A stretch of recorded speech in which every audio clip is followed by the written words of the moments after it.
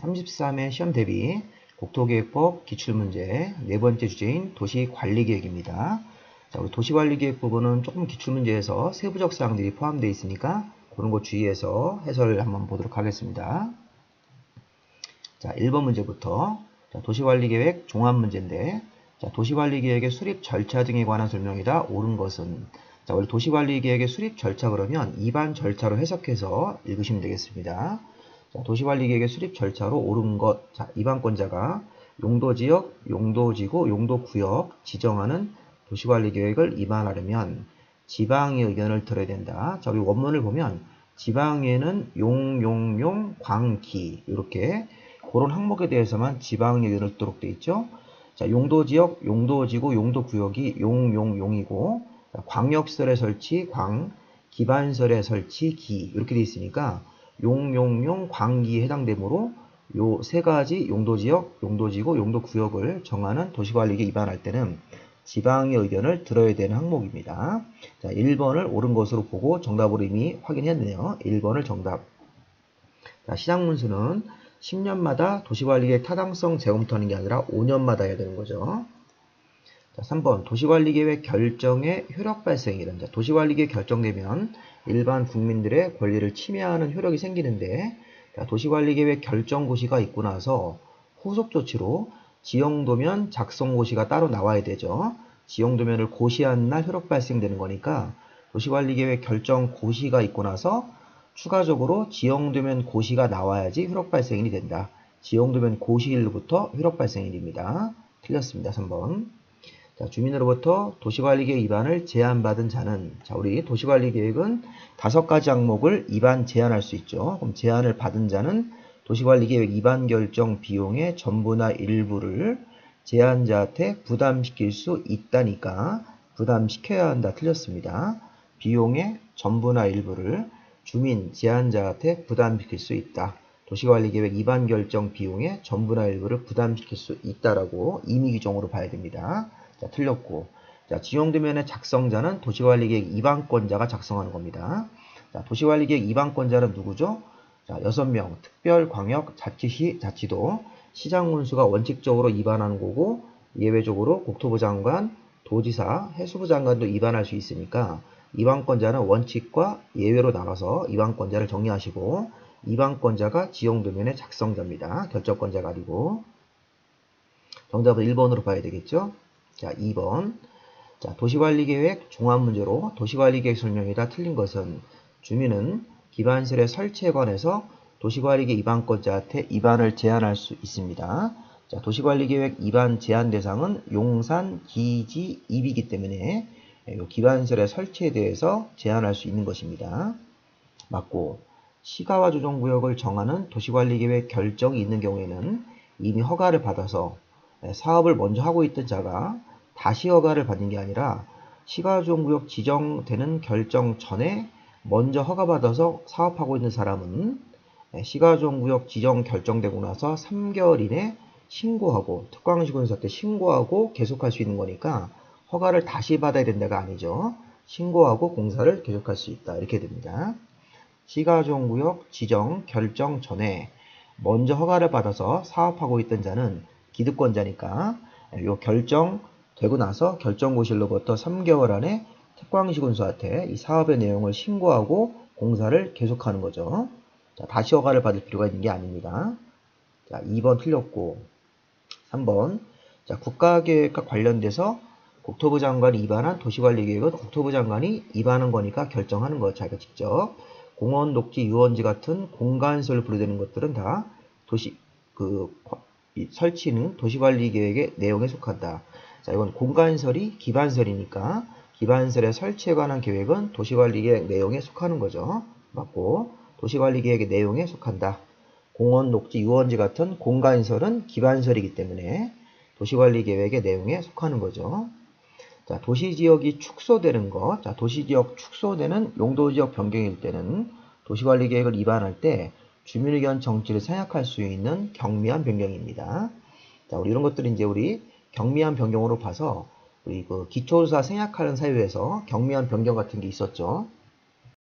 예를 들어서 경미한 변경 3가지 보시면 도시계획 시설 부지를 5% 미만으로 변경하거나, 자, 그다음에 근소한 위치 변경, 아니면 도시지역 축소 이런 것들은 기초조사를 생각할 수 있는 경미한 변경인데, 그것이 주민의견 청취에도 적용이 되기 때문에 주민의견 청취 생각하는 조항으로 봐야 됩니다.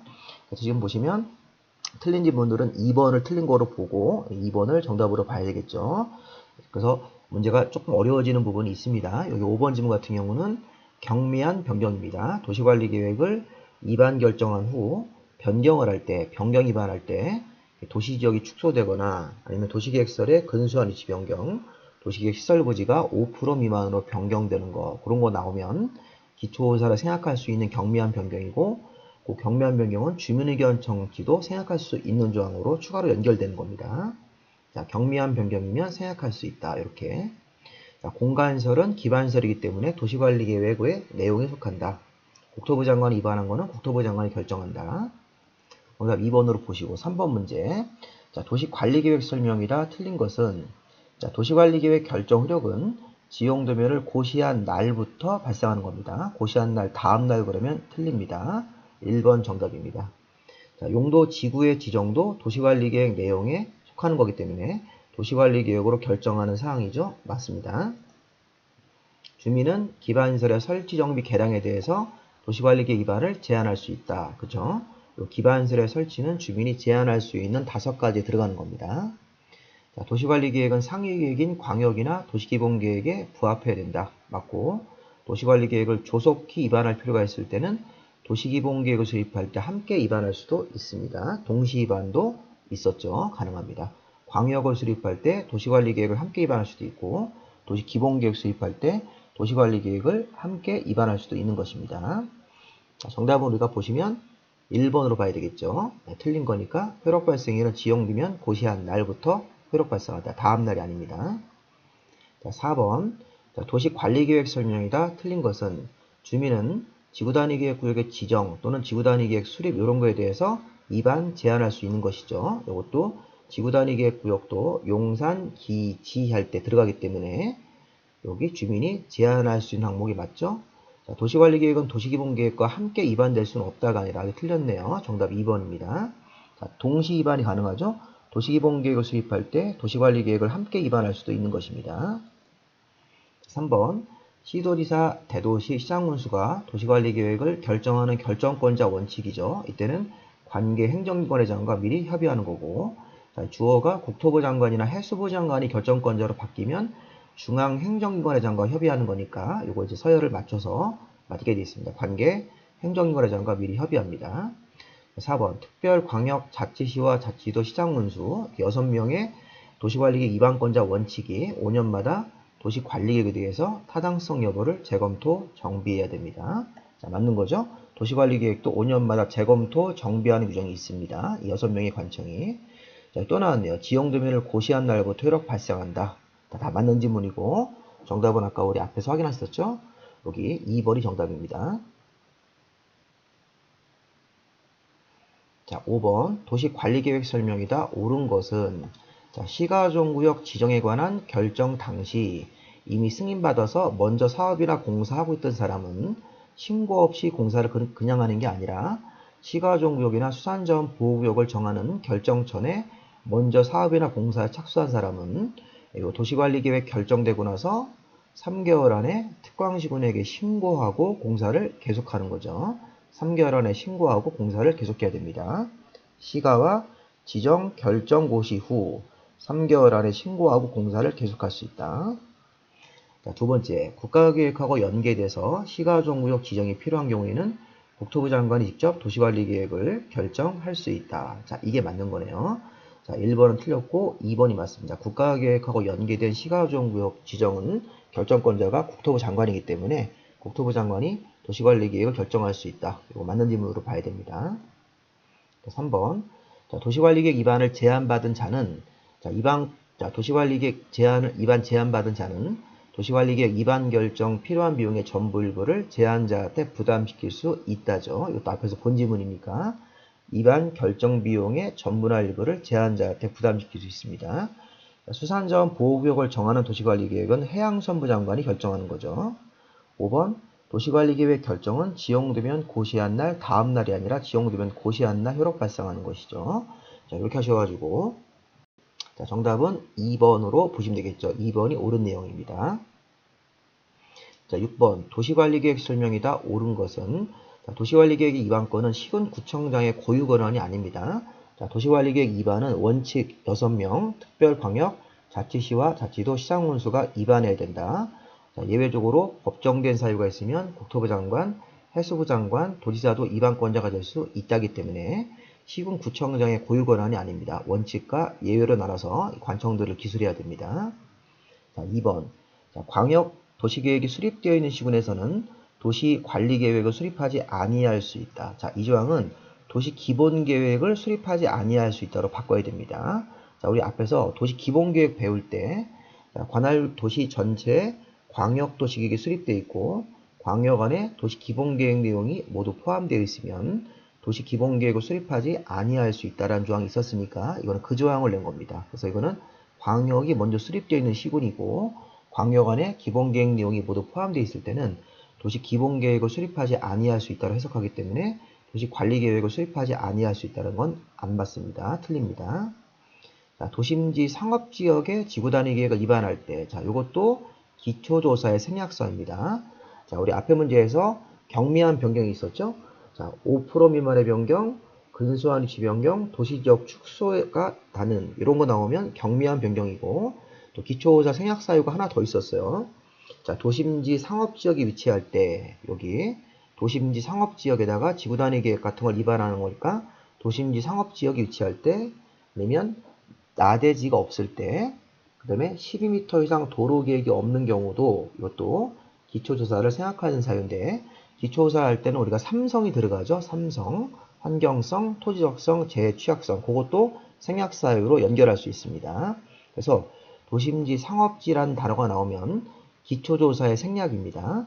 그럼 기초조사 할 때 삼성을 포함해야 되는데 그것도 생략사유로 연결할 수 있으니까 도심지 상업지역에 지구단위 계획을 위반할 때는 이 환경성 검토 같은 것도 하지 아니할 수 있다. 이게 맞는 질문입니다.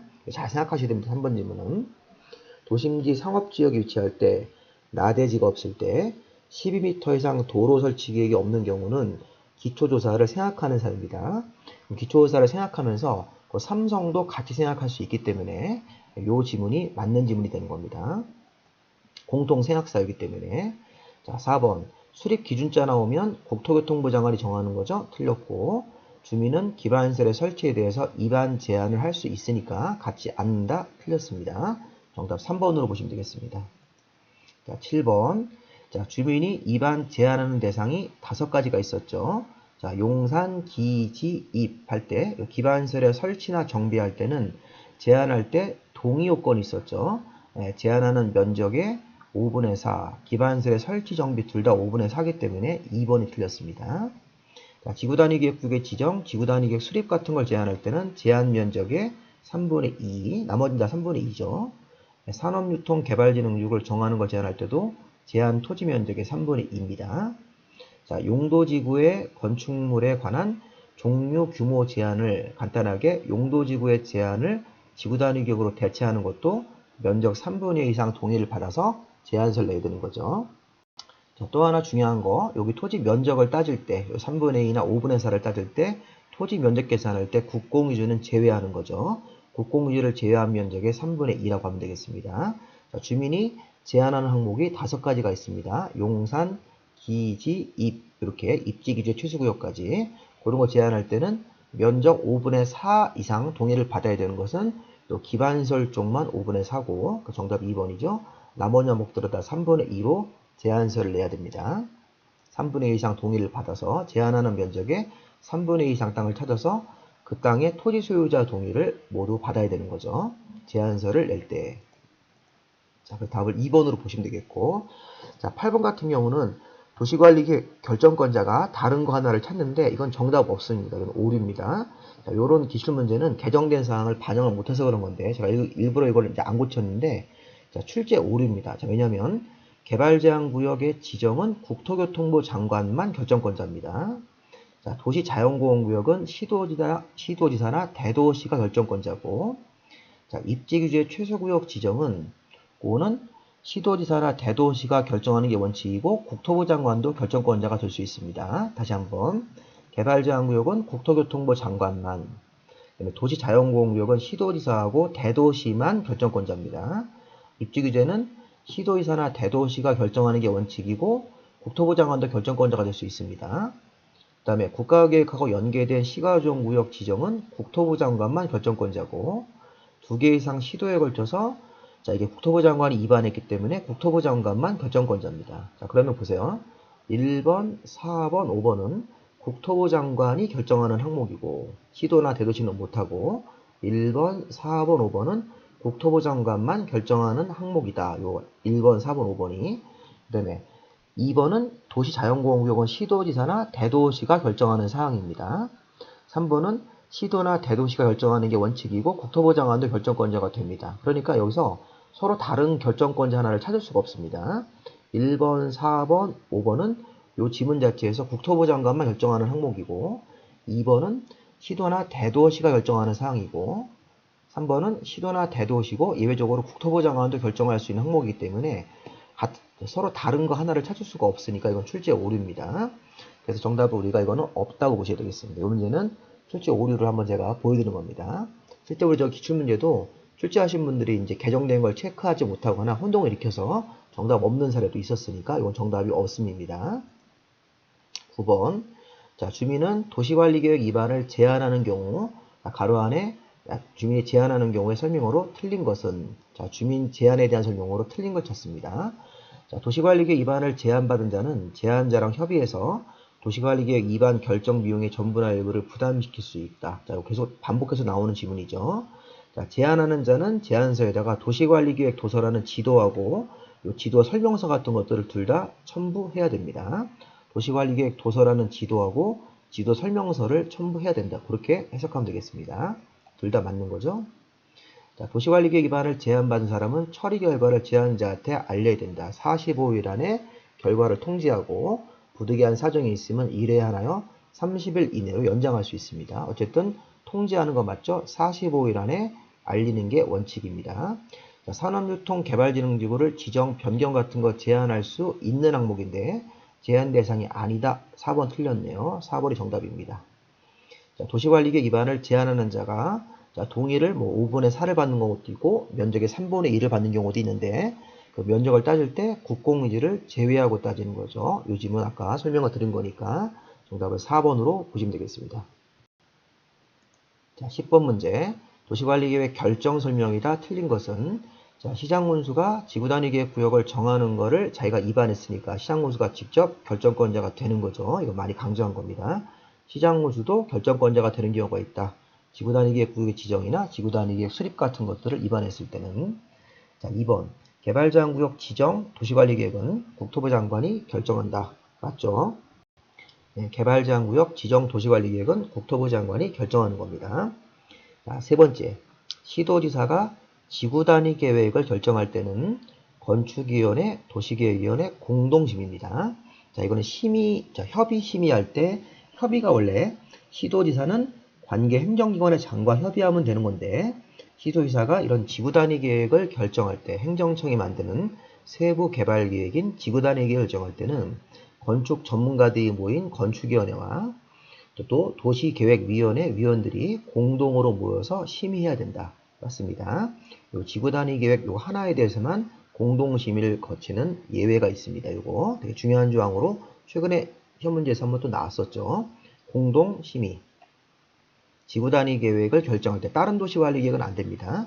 지구단위 계획을 결정하는 이 항목에 대해서는 도시계획위원회 단독 심의하지 말고 건축위원회와 공동으로 심의를 해야 됩니다. 요거에 대해서는. 자, 국토부 장관은 중앙행정기관의 장이 요청이 없더라도 국가안전보정상 기밀이면 중앙도시계획의 심의를 거치지 않고 결정할 수 있다. 자, 이거는 국방상 기밀이면 협의와 심의를 생각하는 규정인데 자, 중앙행정기관의 장이 요청이 있고 국방상 기밀이란 말이 둘 다가 맞아야 됩니다. 자, 중앙행정기관의 요청이 있고 국가안전보장상 기밀 이렇게 두 가지가 모두 맞아야지만 자, 협의나 심의를 생각할 수 있으니까 자, 요청이 없더라도가 틀렸습니다. 중앙행정기관이 요청을 하고 국가안전보장상 기밀이라는 그런 요건이 충족되면 그런 도시관리계획을 결정할 때는 협의나 심의를 거치지 아니할 수 있으니까 여기 중앙행정기관의 장기 요청이 있어야 됩니다. 4번을 답으로 봐야 되겠네요. 도시관리계획 결정의 효력은 지용도면을 고시한 날 발생한다. 효력 발생일 맞게 되어 있습니다. 지용도면 고시일이니까. 자, 틀린 것은 정답을 4번으로 봐야 되겠죠. 자, 11번. 자, 용도 지역에 관한 설명이다. 틀린 것은, 자, 이거 약간 심화 문제입니다. 자, 용도 지역. 자, 도시 지역이 축소되면, 자, 우리 도시 지역 축소 같은 경우는 아까 설명한, 이거는 이제 경미한 변경이죠. 경미한 변경이면, 자, 주민 의견 청취하고 지방의 의견 촉도 생략 조항으로 볼 수 있습니다. 자, 도시 지역 축소. 자, 아까 경미한 거 뭐가 있었죠? 5% 미만의 변경, 근소한 위치 변경, 도시지역 축소가 되는 이런 단어가 붙으면 자, 이게 경미한 변경으로 봐서 기초조사를 생각할 수 있고 추가적으로 주민 의견 청취하고 지방의 의견도 경미한 변경이므로 생각할 수 있다. 맞습니다. 자, 택지개발지구로 지정고시가 되면 해당 용도지역장이 도시지역 결정고시로 본다죠. 자, 그런데 택지개발지구가 정상적으로 사업이 완료가 되어서 택지개발지구가 해제가 되면 그 지역은 지정 이전 용도지역으로 환원된 것으로 보지 않습니다. 정상적으로 사업이 완료가 돼서 택지개발지구가 해제가 되면 거기는 아까 우리 도시적으로 의지한 그 효과가 그대로 유지가 되는 거지 옛날 용도지역으로 환원되는 것이 아닙니다. 자, 이 지문을 반대로 해석해서 택지개발지구가 지정고시가 되고 사업을 중간에 중단하고 택지개발지구가 해제가 되면 그때는 다시 환원되는 겁니다. 도시적으로 본다가 옛날적으로 환원되는 건데 지금은 정상적으로 택지개발 사업이 완료가 돼서 택지개발지구 해제가 되면 계속 그 택지개발지구는 도시지역으로 유지가 되는 거지 옛날 용도적으로 환원된 것으로 보지 않습니다. 정상적인 사업 완료로 해제가 되면 도시지역으로 계속 유지가 되는 거지 환원된 것으로 보지 않습니다. 2번이 틀렸네요. 자, 관리지역에서 농지법상 농업재능적 지정고시가 되면 농림지역으로 결정고시가 된 것으로 본다. 이렇게 되는 거죠. 맞고. 자, 용도지역을 다시 세부 용도지역으로 나눠서 세분할 때도 도시관리계획 결정으로 세분 용도지역을 정하는 거 맞습니다. 자, 5번은 나중에 한번 설명을 다시 한번 드릴 건데 도시지역이 세부 용도로 세분이 안 돼 있을 때는 건폐율이나 용적률, 건축제한 적용할 때 보존녹지를 적용한다. 이 세분된 지역은 맞습니다. 이렇게 답을 아까 2번으로 보시면 되겠습니다. 이런 거는 우리가 평상시 좀 보기 어려운 질문인데 자, 택지개발지구가 지정되면 도시지역 결정고시로 본다. 택지개발지구가 정상적으로 사업이 완료가 되어서 해제가 되더라도 계속 도시적으로 유지가 되는 거지 환원된 것으로 보지 않습니다. 2번이 정답입니다. 12번 32의 장면도 시험 문제입니다. 자, 국토교통부 장관이 국가계획 관련돼서 자기가 직접 입안할 수 있고 자기가 입안한 거는 자기 자신이 결정권자가 되는 거니까 맞고 주민은 산업유통개발진흥지구에 대해서 입안권자한테 제한할 수 있습니다. 자, 맞는 거죠. 자, 세 번째. 자, 도시관리계획을 입안하는 지역이 도심지 상업지역에 위치했을 때는 기초조사라 생각하면서 포함되는 삼성도 같이 생각할 수 있으니까 이 제취약성 분석도 생각할 수 있는 공통 생각사입니다. 자, 여기 상업지, 도심지 상업지역에 위치할 때 또는 나대지가 없을 때 12m 이상 도로계획이 없을 때는 기초조사를 생각하고 기초조사에 포함되어야 되는 삼성도 같이 생각할 수 있는 것입니다. 자, 도시관리계획 결정 효력은 지용되면 고시한 날, 다음날. 자꾸 나오죠. 지용되면 고시한 날인데 자꾸 또 다음날이라고 쓰겠으니까 4번이 답, 의외로 답은 4번에서 쉽게 확인할 수 있네요. 자, 그리고 인접한 주변 도시를 포함해서 도시관리계획을 입안한 경우는 협의하여 공동으로 입안하거나 입안할 자 한 명을 정하는 규정도 있습니다. 입안권자에서 인접한 지역을 포함해서 입안하면 자, 인접시장군수랑 협의해서 공동 입안하거나 입안할 자를 정하고 협의가 안 되면 도지사나 국토부 장관이 입안할 자를 정해준다. 이런 정도 있으니까 이 규정도 맞는 조항으로 보시면 되겠습니다. 자, 여기까지 하시고 자, 4강 마무리하고 5번째는 용도 지역부터 보는 걸로 하겠습니다. 수고하셨습니다.